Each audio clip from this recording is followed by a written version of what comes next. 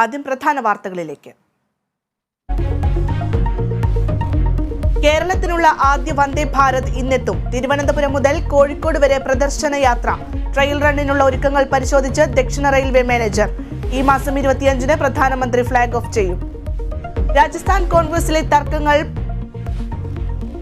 പ്രതിസന്ധിയിലാക്കി കോൺഗ്രസ് നേതൃത്വം.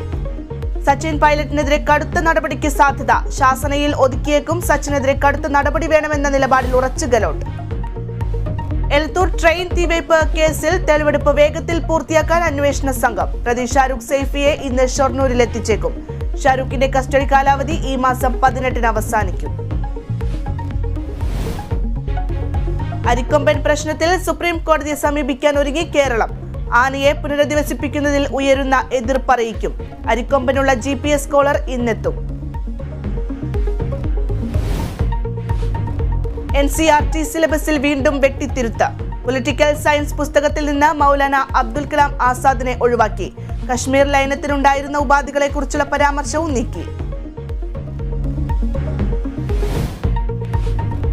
പെന്റഗൺ രേഖകൾ ചോർത്തിയ കേസിൽ ഒരാൾ അറസ്റ്റിൽ. പിടിയിലായത് അമേരിക്കൻ വ്യോമസേനയുടെ നാഷണൽ ഗാർഡ് അംഗം ജാക്ക് ടെക്സിറ.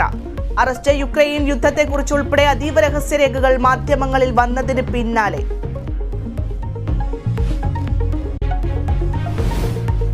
IPL-ൽ ഗുജറാത്ത് ടൈറ്റൻസിന് ആവേശ വിജയം. പഞ്ചാബിനെ 6 വിക്കറ്റിന് തകർത്തു.